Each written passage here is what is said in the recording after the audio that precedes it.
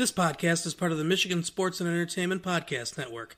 Go to michigansportsandentertainment.com for more great podcasts. Hey everyone, this is Austin. What's going on, guys? This is John. And you're listening to the Voice of the Fan Sports Podcast.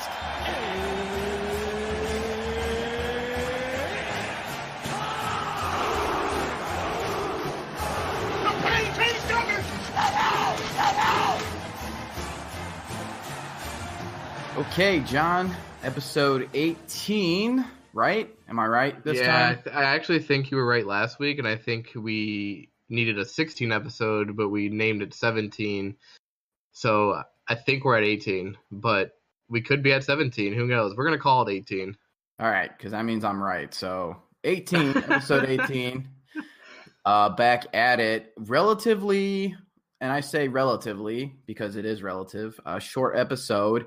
Really just focusing in on the tournament. Purdue obviously still in it. They face number 2 seed Tennessee tomorrow night, 7:39 on, I think it's TBS or maybe it's TNT, one of the T channels. Obviously, and we'll get to that matchup, but first and foremost, we'll talk really quick about the first. Obviously the first one against Old Dominion a little bit, and then the amazing game, probably Purdue's best game of the year, if not of a really long time, against defending champions Villanova. And then we'll preview the matchup against Tennessee. Maybe a quick couple spring practice notes for football. But outside of that, we'll start with football actually, because the tournament is the big one there. So in regards to the spring ball, I think Purdue had their 10th practice yesterday. They have a scrimmage on Saturday, so they'll be light. They've got nothing until Friday, which will probably be some light work. From what I have read and seen, Victor Beach is close to returning. Jeff Brom is hoping that he'll be the starting center for Kirk Barron, but he's been out for a while with a lower back injury, missing some big reps. So there's been just a rotating door at center with all sorts of people taking snaps. I would say most notably, true freshman Spencer Holstage. I think I said his name right, last name right. Early enrollee. They've been playing him everywhere. He's seen some action at center, guard, and tackle. I project him inside, more guard. He played I think he played tackle in high school, but I would see him more as a guard and I guess a center. He's been working there a lot. So that's pretty exciting news. Obviously Jalen Graham has been turning heads at practice, really physical, making plays as a true freshman himself. Xander Horvath, name that you might want to get familiar with, on scholarship now, former walk-on running back. I think he's like 6'3", 230, and just runs people over. He's got some wiggle to him, but he runs people over. I feel like I'm reading practice notes every other day, and there's a new victim adding to his list that he's trucked. So keep an eye on Xander Horvath. I think Tario Fuller will be, one of the main guys if he can stay healthy. Richie Worship is still out with his knee stuff. So Xander Horvath has seen a lot of action, and he did so last season too. But, obviously Markel Jones and DJ Knox took the reins. But look for Xander Horvath. He's got a good chance of seeing some really good time. And then obviously we'll see what happens when the freshmen come in Dijon Hewitt and King DeRoe. But, the skill position's looking good. Elijah Sindelar, from what I've read, has looked really good. Jack Plummer is the number 2 quarterback right now because Nick Sipe has been out with a lower back injury. And outside of that, I know George Karlaftis got dinged up a little bit, but he returned to practice. No contact yesterday, but was back at it, so that's good to know. Really, the rotating door at offensive, defensive line continues to be in effect. Matt McCann has been out with a hand injury, I believe. Grant Hermans is healthy, so that's a blessing. And then obviously Lorenzo Neal is still recovering from his torn ACL he suffered in the bucket game last year at the end of the season. Big piece there. So it's been a rotating door at defensive line as well. Obviously, Giovanni Revere getting bumped down because Derek Barnes is taking the Leo spot from him, and Karlaftis is on the other side. So we'll definitely have a different look on the defensive line, which will be – I'm just really excited to see the spring game with Karlaftis and see what he kind of looks like, full go. I'm really excited to see Karlaftis go, man. Yeah, him, David Bell, Milton Wright. I haven't read a whole lot about Wright. I'm assuming he's probably having himself a pretty good time. But, spring practice is just, as Jeff Brom likes to say, it's about getting better, and that's what he does every time. They're just working to get better as much as they can, and that's what they're going to continue to do. Obviously, the defense and offensive line are the two X factors. The skill positions are pretty set, both sides of the ball. Corner and safety probably won't be a worry finally for a while.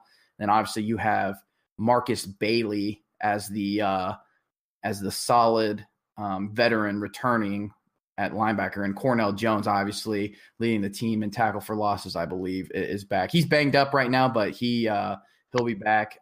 So it's just the trenches for Purdue. And then some other exciting news that people may or may not have already known, but Purdue picked up its second 2020 commit today. A pretty big one.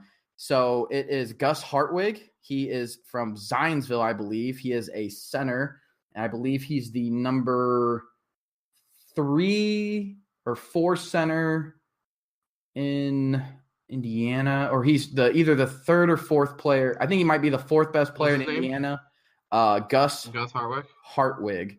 And I could probably look this up in 24. I got you, bro. Keep doing your thing. But obviously an important get this year because offensive line is kind of a question mark, and I think Brom has done a good job of recruiting potential. You ready for your breakdown real quick on Gus Hartwig? Great name, by the way. Yeah, give it to me.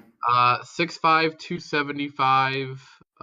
He is the number 8 center in the nation, number 3 player in Indiana, and ranked 440th in the country, 3-star. Had offers from Ball State, Bowling Green, Cincinnati, Indiana, and teams like that. So pretty good get for you guys, especially this early in the process. And the big one with him was between Virginia and Purdue. But,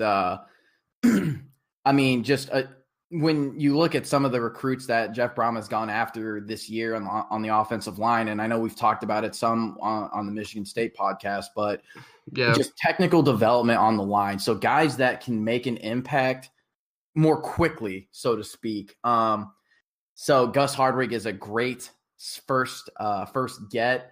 Obviously, we've been after Josh Fryer, who also plays center and who is one of the top-rated centers in the country, and I think the number 2 player in Indiana.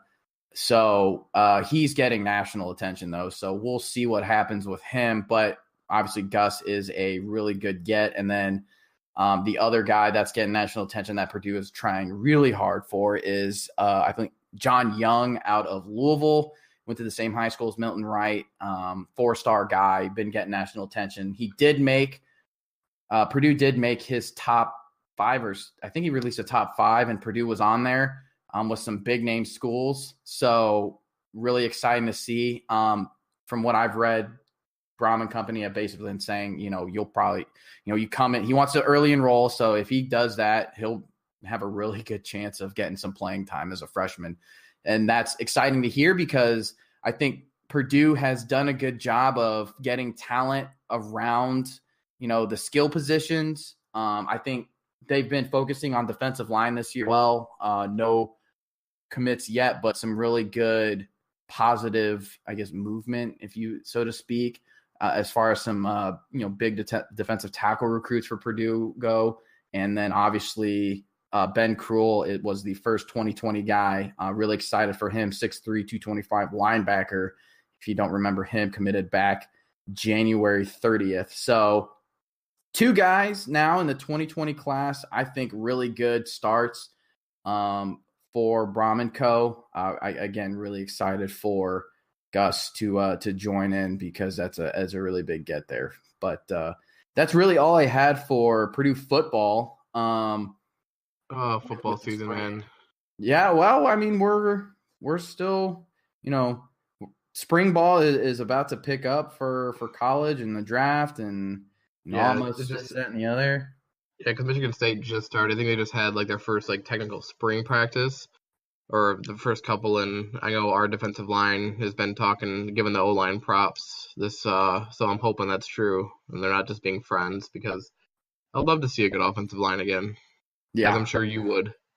Yeah. Oh, and just looking at something really quick, looks like Gus is the third highest rated offensive line recruit at Purdue in the ranking era. So nice. That's pretty good for Purdue, and hopefully it is only the beginning. For sure. For them. So without further ado, though, we'll dive into the tournament. It's been pretty good for Purdue. Do you think? I won't lie. It was, I would call, surprised Austin was able to keep it in his pants Saturday night. Hey, I mean, that was probably the best game I've ever seen Purdue play ever. And yeah, it was impressive. I almost dropped an F-bomb here on the podcast. It was that impressive. I mean, so yeah, obviously you're starting out last week. I think we previewed the Old Dominion game, but I mean, Purdue 61, Old Dominion 48. Carson Edwards led it, 26 points. He was 7 for 23, so not the greatest shooting day. Obviously, we know how that turned out in the next game, but it was a slugfest, I would say, as far as Purdue and Old Dominion is concerned. I mean, Purdue was up big at halftime, 32-19, and they both scored 29 in the second, but really there were long stretches of both teams not really scoring that much. I know Purdue got hot late in the first half and pulled away and stayed that way. So kind of just a little bit of an ugly game, so to speak. Excuse me. But, obviously ugly will get you the win. And when you have a team you're not really familiar with, whatever is going to do it for you to win it. Ryan Klein had a pretty bad night, 2 for 12, 1 for 11 from 3. Matt Harms did well with 13 points, going 5 of 6. And then Aaron Wheeler was 3 of 3. So, got contributions where you needed it. Carson Edwards played all 40 minutes of that game, which is crazy. But, hey, that's what he does. That's Purdue's best player for you, and led us to a victory, which set up the big matchup against Villanova. Defending champions, obviously kind of on a down year for them. Got blown out by Michigan, lost to Furman. Really kind of up and down year. But, they bring a lot of experience. They got a couple seniors that have been to the big dance and been on those title teams. And, definitely a dangerous team with just the experience they bring. Obviously, Jay Wright's a great coach. And not necessarily a matchup problem. I think Purdue had a better matchup because they had no one to guard Matt Harms. But it was more so in a way you wouldn't really even think about not being able to guard Matt Harms. He was tremendous on the offensive glass, which was one thing. I think at one point they had maybe 15 misses in the first half, but they had rebounded 10 of those. So, I mean, really just like that's an incredible kind of stat line there. And if you watch the game, I mean, they've lost Matt Harms. Villanova literally lost Matt Harms all game. Slip screens, I mean, wide open. He probably had the most fun ever because they forgot about the 7-3 guy on the floor, and he had at least 5 or 6 just easy dunks because Villanova absolutely just forgot about him. But, man, I tell you what, Carson Edwards, so 42 points, which is the second most Purdue has scored in a tournament behind the one and only Big Dog against number 1 Kansas way back in the day. Big Dog? So Carson Edwards with 42. I mean, I was messaging John. Yeah, your alter, your last name. My alter ego. Yeah, there we go. Right. Messaging John. Carson Edwards had 5 threes in the first 8 minutes of the game. It was the most ridiculous thing, and just every time, he made it look easy. And this is a Carson that we've wanted to see since he started kind of slumping towards the end of the year. It's the Carson Edwards that we all know, like what I talked about when we were kind of previewing what I thought Purdue would do on the Michigan State pod, because I have them in the Elite Eight. When you have a guy like Carson Edwards just being able to turn it on like that and be consistent with it, when he can score like that, you guys can compete with almost anybody in the country. So I think him turning it on at this time is, literally perfect timing for you guys. Yeah, I couldn't have said it better myself. Just the momentum that he brought into this game. The entire team played just tremendously well. Ryan Klein shot 50% from 3. Carson Edwards shot over 50% from 3. Matt Harms, 8 of 12. Really, Purdue as a team shot over 50% from 3-point land and over 50% just, from the floor in general. Their offense was just humming on all cylinders. Villanova had no answer. And like I said, Villanova switches everything on defense. And I think they just got so focused in on Carson Edwards that literally Matt Harms would just be wide open in the post by himself. Again, 7-3 by himself in the post. I don't know how that happens. And it was even, happened in the first half. You'd think adjustments would be made, but it kept happening, not as frequently, but still did in the second half. And Villanova, I think at one point was down by 30, 39, 38 maybe points, which is just ridiculous. But they kind of made a little bit of a run, but they were just so deep in the hole that there was no chance. And this is a testament to Purdue's defense. Villanova shot 28.9% from 3 and 34.5% from the floor. So Villanova could not get anything to go down, and they were getting some pretty good looks too. But when you're playing good defense and you're forcing tough shots, not seeing the ball go in, through the hoop is going to kind of affect you mentally, especially when Purdue goes down the floor and, hits a crazy 3 or Matt Harms is open for a dunk. It's a little deflating. And I think, one of the announcers had maybe said it best that this is the first time they'd ever seen Villanova rattled before. And looking back on that, I couldn't agree more. They just looked completely lost on defense. I keep going back to the Matt Harms thing. I just don't know how you lose 7-3 on the floor, but it kept happening again and again. And when it would happen and, Villanova retrieved the ball, everyone's just kind of looking around like, what, whose guy is that? They just looked out of sync offensively. And then, of course, they lost a ton of talent over their title teams that they've had. But still, just the display that Purdue put on. 87-61 is your final. Is crazy. It was 43-24 at halftime. Purdue almost had a 20-point lead at the half, and still almost outscored Villanova by 10 in the second half. So it was a absolute domination. It was, as I told Austin, it was a nice no stress night for both me and him, which was nice to have because every game from here on out is going to be stress filled. So it was nice to have one more just right from the get go. Oh, we were winning this game. Yeah. And I'm just looking back at some of the messages I sent John on Saturday. He had more. Carson Edwards at one point had more points than Villanova by himself. They said we were up by 32 in all caps. What is this? And, obviously Michigan State was rolling against Minnesota, and, Carson has 27 and there's 12 minutes left. And then he had 28, and then looks like about 10, 15 minutes later, Carson 30 bomb. And then an LOL text, 40 bomb, 40 on 12 of 21 shooting. So, and then obviously he finished with 42 before he was pulled, and Purdue put in the walk-ons, I think with about like 3-4 minutes left in the game. I mean, it was crazy to see the walk-ons come on in the NCAA tournament game, which is cool for them, obviously. But, I mean, it's kind of unheard of that you're blowing someone out that bad. But, we did, and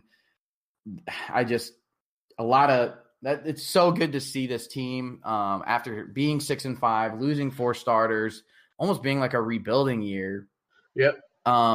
Just really destroy the defending champions like they did, and going up now, tomorrow night into the Sweet 16 against Tennessee, who we'll transition to that matchup now.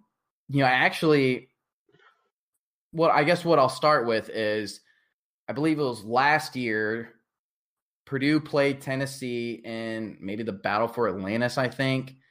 I think lost by 2, basically to the same team that they'll see tomorrow. I mean, I'm pretty sure it's actually identical to the team they saw last year. But Purdue obviously completely different this year, and hot and riding some momentum. So, but I say that, and I just know Tennessee is athletic and lanky, and Purdue has always seemed to struggle against those long athletic guys, long athletic teams. Not saying that they can't compete and play. We did lose to Florida State, who I'm very high on in this tournament, but Purdue mainly took themselves out of the game, and I feel like weren't really truly beat. I think it really came down to the wire. So Purdue can certainly play ball, and we're not the same team as we were, but it's always been the scenario of athletic teams are always just doing a little bit better than Purdue just gets edged out a little bit. And it'll be interesting to see this year. Obviously, Carson Edwards is going to have another big game.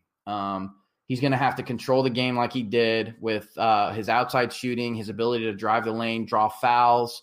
And, he didn't have a lot of assists in his game, but he was making the key passes to get guys open for, to set them up basically. So he played one of the best games he's probably ever played in a Purdue uniform last game. And, I'm not saying he's going to need to do it again this game, but he's going to have to play at a high level again with stiffer competition.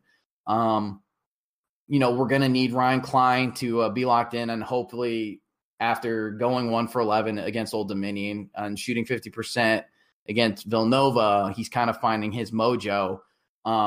Really, it's going to be, I think Aaron Wheeler's going to need to see some minutes more than he has. Matt Harms is going to probably dominate the minutes, and Nogel Eastern is going to be big because we're going to need a rebound. And Purdue has always, I'm not going to say always struggled rebounding, but that's kind of where they get in trouble with long, lanky teams, is the inability to rebound. And, Isaac Haas last year wasn't, he was a big rebounder, but he wasn't the best at it. But I think you saw, and again, against number 1 Kansas, it's tough to really gauge where we were at without Isaac Haas, but, lost the battle on the boards, really didn't have a guy to go up and get him and compete on the boards. But this year, feeling a little bit better with Aaron Wheeler, Nogel Eastern, and Matt Harms.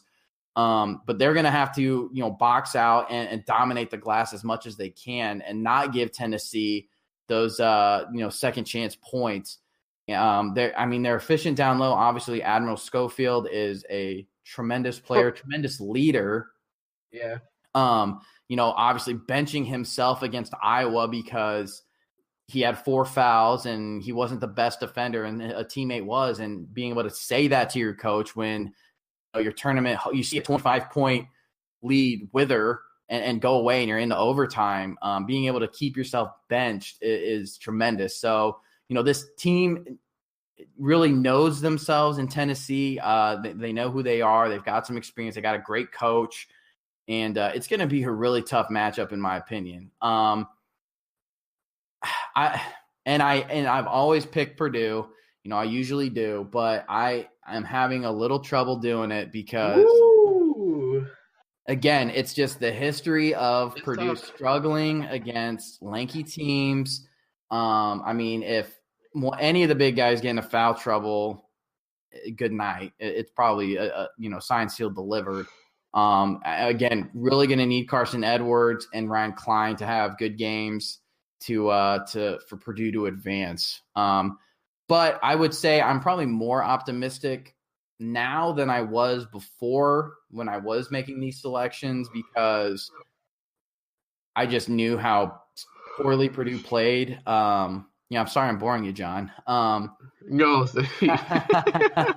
never boring me, buddy. This is the cold speaking, not you. Yeah. Obviously, when I watched Tennessee get a 25-point lead on Iowa, I'm like, oh boy, they're rolling. But seeing Iowa be able to come back, and I think Purdue is a better team than Iowa is. I agree. It's a reassuring fact that Purdue can compete. And also, I completely forgot that Purdue has seen this team already in last year and competed well. So. Yeah. Again, I'm more optimistic, but I still don't know if I can pick Purdue, and I'm the Purdue homer guy. So I'm sticking with my Purdue pick here. And matchup on paper, just looking at both teams, it doesn't make any sense. Like you said, Purdue struggles with these athletic teams, and if one of your bigs gets in foul trouble, it's danger time. But it's March. And when you have a guy like Carson Edwards who can do what he does and be hot, and a player gets hot in a tournament and has guys around him that can make things happen too, it's going to take a full team effort, and probably the best game they played all season. But I'm feeling good about Purdue in this game. Yeah, and I just kind of think about it, when Michigan, and I hate to bring up Michigan, but when they had Trey Burke on that team, and he just took over. I personally, I didn't think that Michigan team was that great that he took to the championship game. Mm-hmm. They were still kind of in development, I would say. Yeah. Like you said, John, Trey Burke got hot, and he led that team to the championship game. Yeah, but you can even bring up the Final Four run of Michigan State, the last Final Four run when they were a 7th seed. Travis Trice just caught fire and literally carried them to the Final Four. So Carson Edwards is better than both of those guys, in my opinion. So I think if he can put up like 28, 30 points, Purdue has a hell of a chance to win. Yeah, and I foresee Nojel Eastern locking down Admiral Schofield. I like that call. He's the best defender on Purdue, and he's always kind of been matched up against that guy. It just depends, because Schofield can get hot and can get a little bit streaky. So it'll be interesting to see if someone else is lighting us up, if Nojel kind of switches to them. My concern would be Ryan Klein and Grady Eifert being matched up against some of these athletic guys that just might be a step quicker and can turn the corner on them. But we'll see. Purdue does a really good job defensively, and obviously with Matt Harms just kind of patrolling the middle and being a good shot blocker, it'll definitely influence some things. But he's got to stay out of foul trouble. I know Tennessee likes to drive. They can do a lot of things, but, living in the inside is one of their things that they're kind of a staple for. So that'll be a big key, I think, for Purdue moving forward is when, and I hate to say not if, but when someone turns a corner on Eifert or turns a corner on Klein, how's the help look with Harms? Is he in a good spot? And is he going to, get a clean block, or is he going to foul? So, we'll, a lot to be remain to be seen, but certainly super excited for, this Purdue team. 3rd straight year in the Sweet 16. And honestly, this matchup is probably the one that Purdue has the best chance of winning, if I'm being honest. Obviously, last year, the team may have been a Final Four team, and you lose your star big man to the hook rule that is now in place, that wasn't in place. And, who knows what have happened against Kansas, but that Kansas team last year was loaded. So you never know there. And then I think we ran into the 1 seed 2 years ago as well and got knocked out. So, yeah, I mean, I think both ways for Purdue and Michigan State, it's been a good story. Purdue losing all the talent they lost and still being able to make this run in the Big Ten and then make this run in the tournament. And then Michigan State, the adversity they face this year with injuries and stuff like that. And, here they are in the Sweet 16, and here Purdue is in the Sweet 16. And both of these teams have just been a really fun story. I think Austin, with Purdue losing all the talent they lost and just making a run in the Big Ten this year, and now obviously making a run to the Sweet 16 and hopefully to make some noise against Tennessee.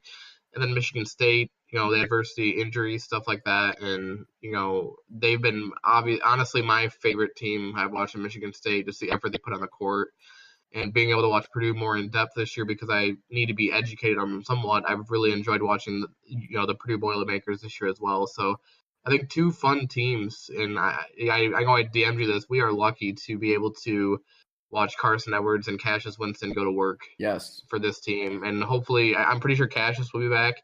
Hopefully, your sake, Carson's back. We get one more year of this fun. But, I mean, both of these guys are Purdue fans and Michigan State fans. Just cherish this time we have left with these two guards because they're special. Yeah, I don't even know what Purdue's going to do without a Carson Edwards.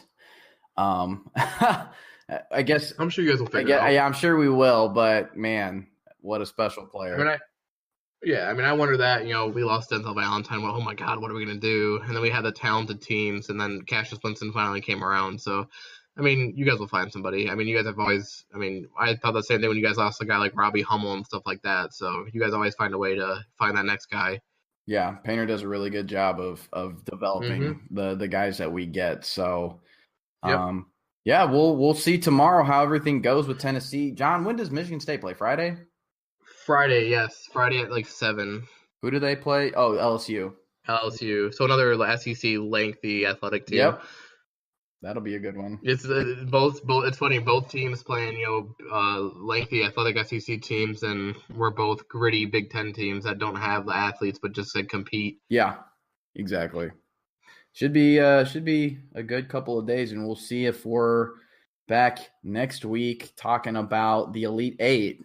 One can only hope, and obviously I'm a little pessimistic, but I still have optimism too. So yeah, I'm thinking we will. Obviously knock on wood there, but I'm looking forward to watching this game tomorrow night. Yeah, for sure. I'm pretty jazzed up myself. So and that is that's really it actually. That's all I got. So wow. Yeah. Look at you. Just under maybe 40 minutes. But hey, that's what it's all about. So, John, any final thoughts? Just, man, it sucks that my favorite weekend in sports is already over last weekend, the opening weekend of March Madness. But excited to get down into things where the good teams, seem to continue on, and I'm excited for some more good basketball. And hopefully our two teams are a part of that continued basketball. I'm 100%. If we get to the Elite Eight, I'm happy. Season success for me. Yeah, if Purdue gets the Elite Eight, it'll be the first time since I can remember. I won't be and I won't be upset if Michigan State loses, but it'll definitely be a little bit left. Because this team I felt like has just been special, just how they find ways to win. It'll definitely be one of the saddest I've been to see guys like McQuaid and Goins go. Yeah, for sure. But as always, I'm Austin, co-host John Emmons. Thanks for tuning in, and we will see you guys next time, hopefully with some Elite Eight talk. Have a good one. Yes. Hey everyone, thanks for tuning in. If you like what you heard tonight, subscribe to our podcast on iTunes, Voice of the Fan, and also give us a listen on SoundCloud. And if you could, like our page on Facebook at Voice of the Fan, and follow us on Twitter at Voice of the Fan PC. Thanks, everyone.